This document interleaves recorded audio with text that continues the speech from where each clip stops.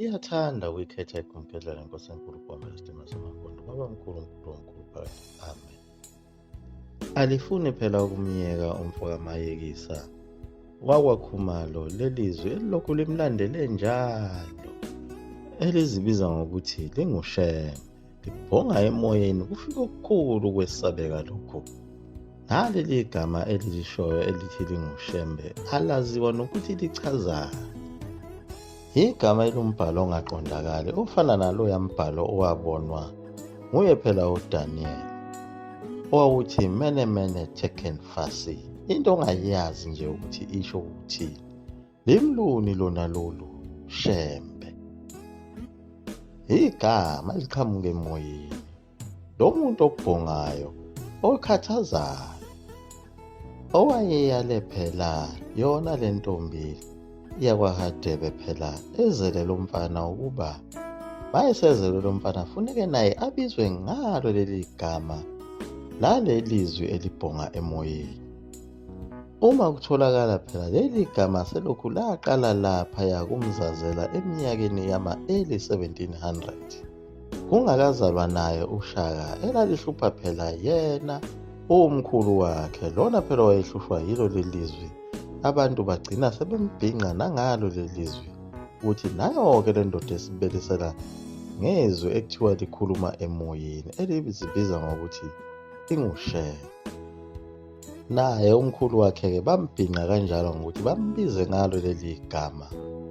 Kodwa kulokhu phela sekunomehluko manje ngoba sekuthiwa uye lo mntwana owumzukulu wakhe umzazela okufanele abizwe ngalo leli gama. Uyahlupheka lo mndeni wakamzazela uhlushwa yizwi.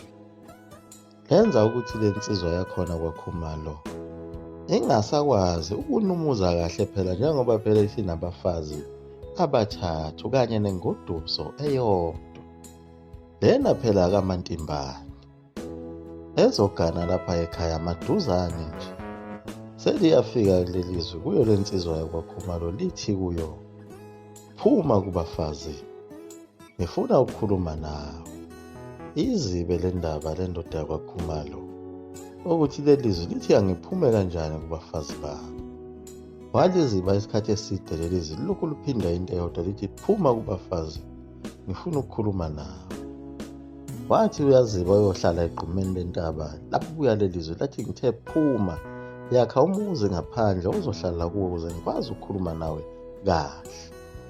Wabe sekhanda iqhitshana ngaphandle komuzi omdala wankosikazi wakhe uMashabalala. Kodwa akekho wayazi ukuthi leli qhitshana olukhandele ukwenzani. Wayethi uma nje babheka abafazi bakhe lumshayela umenxe uvalo. Kwakuthi uma kwenzekile wangena ezindlini zalabafazi ezizwe enelikhulu icala leli. Ngelinye ilanga wathi esendlini inkosikazi yakhe endala uMashabalala labuya lelizwi lathi ngitheni kuwe, angishongo ukuthi phuma kubafazi. Kwabonakala lapho ukuthi cha inkulu impela indaba ngoba yonke indawo lapha ahamba khona uqhamuka lelizwi lithi ngithi phuma kubafazi, akutshelanga ukuthi ngifuna ukukhuluma nawe, phuma kubafazi. Waphuthuma le ndaba wayibikela umama wakhe, yona phela intombi yakwaHadebe. Wafike wayitshela ukuthi lelizwi njengamanje selithi angiphume kubafazi. Umama wakhe wavele wabhoka ngolaka wathi ukuthi usuyahlanya phela ekhanda ukuthi ungayeka abafazi. Wadinwa kakhulu lo mame ebona phela ukuthi umndeni uzofa uma engasabathandi abafazi undodana wakhe. Wagcina ngokuhamba wathi uyozicambalalela nje echibeni lakhe. Kuthe ubuthongo bungakafiki busathi lelele lafika futhi lelizwi. Kulapho-ke abeseliphendula khona lelizwi. Wathi kulo kuhle Nkosi ukuthi labafazi bavele bafe kunokuba ngibabukele beyogana amanye amadoda. Kwaba yilapho-ke aphumula khona indaba yelizwi ngoba lavele lathi kuye ngiyakuzwa. Emva kwalokho labe seliyanyamalala aliphindanga lamkhathaza lelizwi. Kwaze kwaphela isikhathi esingangonyaka kanye nohafu wonyaka. Lelizwi lithe nya esephila kamnandi manje ngokukhululeka. Phela umfokamayekisa lona usebenza khona lapha eplazini futhi uhlala khona endaweni eseceleni kwalo iplaza. ufika ahamba ayokwenza imisebenzi yonke yaseplazini kuthi mase kushaye isikhathi sakhe sokuphuma emsebenzini aphinde aqale phansi ayokwenza imisebenzi yakhe yasekhaya. Ngaleli langa-ke wayephuma khona emsebenzini wabuya wabophela izinkabi efuna phela ukuyolanda umhlanga endaweni okuthiwa kuseKapa. Lapho kwakunechibi khona elaligcwele umhlanga elalibizwa ngokuthi kukwaNomhwashu. Khona kwakuyibanga elide kakhulu, kodwa wathi lapho esebuya khona sekuhlwile sekusebusuku kwasho ubuthongo kanye nokukhathala ukuthi ngila. Ilapho-ke akhetha ukuthi azimise izinkabi nazo izinqola lezi ezazilayishe umhlanga. Wabe sengena ngaphansi kwazo izinqola lezi walala kuzo. Khona lapho esalele wezwa sekunyakaza izinkabi ejokeni kubonakala ukuthi khona into ezithusayo lezi inkabi. Waphuma ngesamagundane ngaphansi kwayo inqola ethi uyaqalaza, wathi mayethi uyabheka kukhanya nje sengathi kusile kusekuseni. Wayesakhumbula kahle ukuthi kusasebusuku, kodwa manje kumxaka ukuthi yini lento ebanga ukuthi kube khona ukukhanya okukhulu kangaka lapha ehlane. Wezwa ngalo phela izwi selikhuluma lithi kuye, awubheke ngasentshonalanga yazo izinqola zezinkabi.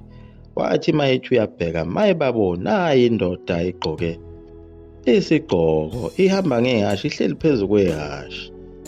Kunokukhanya okukhulu okuphuma kuyo le ndoda yiyo lena esiyenze kwabasemini. Nalo futhi leli hashi lakhe likhanya njengaye. Esandleni sakhe lo muntu wayephethe umkhonto. Wathi esuka lapho wakhomba ngawo lo mkhonto ngaphansi kwenqola lapho kade kulele khona yena uShembe. Lapho yona lensizwa yakaMayekisa isiphelile uvalo, yomele ithe nkwe ayazi noma ibaleke noma yenze njani. Kuko lokhu kwethuka kwakhe wathi mayethi uyaqalaza ayisekho futhi le ndoda. Ukuthi ihambe yashona ngaphi akwaziyo. Ekunyamalaleni kwawo lensizwa wasala kwabamnyama bhuqe. Kwangathi luyaphela-ke uvalo kuye wabuyela ngaphansi kwayo inqola. Waphinde futhi kwenzeka okufanayo, seyiphinda futhi seziyaluza lezi inkabi zakhe. Ziyaluza nje vele akasalele uselele ubenyoni. Memfu futhi yiyo futhi le ndoda kanti ifunani. Yaphinde futhi lapho yabuye futhi yanyamalala kwangabonakala ukuthi ishone ngaphi. Kwaze kwasa ekuseni engalele, wathi kungasa nje sekuvela ilanga wabe sebona ayefike ngayo wakhala wemuka nezinkabi zakhe. Ethuswe yiso lesi simanga saloya muntu obekhanya obevela kubo. Lo muntu phela akasaqala ukuvela, uye phela loya muntu okwavela laphana empini yasesandlwana lona obengadubuleki oye ensizweni yakwaMchunu. Owayitshela ukuthi ayilale phansi ngoba izofa kule yampi yasesandlwana. Ngoba ekhalweni layo kunabefundisi bayo lensizwa yehashi. Manje ayitholakali lensizwa yasemachununi ukuthi ichaze kabanzi ngalomuntu ukuthi wayenjani ngoba iyona yaba nethuba lokuthi iyibone eduzane lensizwa yehashi. Umfo kaMayekisa wayeqala nqa ukubona lesi silwane somhlola hleze lelizwe elilokhu likhuluma emoyeni elayo le ndoda. Wahamba nezinkabi zakhe nezinqola zakhe waze wafika buqamama nekhaya, wasethi akakaziphumuze izinkabi ukuze azikhiphe emajokeni phela zithi ucosha utshani. Wathi eqeda nje ukuziqaqa izinkabi lezi wabona enye futhi indoda yehashi njengoba sekusile iqhamuka ngelikhulu ijubane iqhamuka ngasekhaya. Ize kuye ngqo lamshala meqa uvalo. Wavele wathatha isinqumo sokuthi akayihlangabeze le ndoda yehashi nebala kanti insizwa ayaziyo okuthiwa uJim wakaMkhabela, owayezombikela ngezindaba eziphuthumayo zokuthi umntwana wakhe uyagula ekhaya. Khona manjalo wathatha izinkabi zakhe nezinqola zakhe wakhala emuka iphuthuma ekhaya.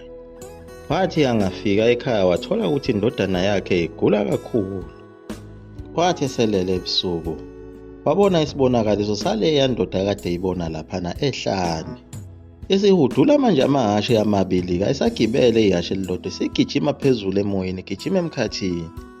Yathi kuye uyafuneka lowo mntwana. Yaguqa lapho eGumkhendlela Mzulu amafutha omkofu 20 omnesiwaphathe. Amen.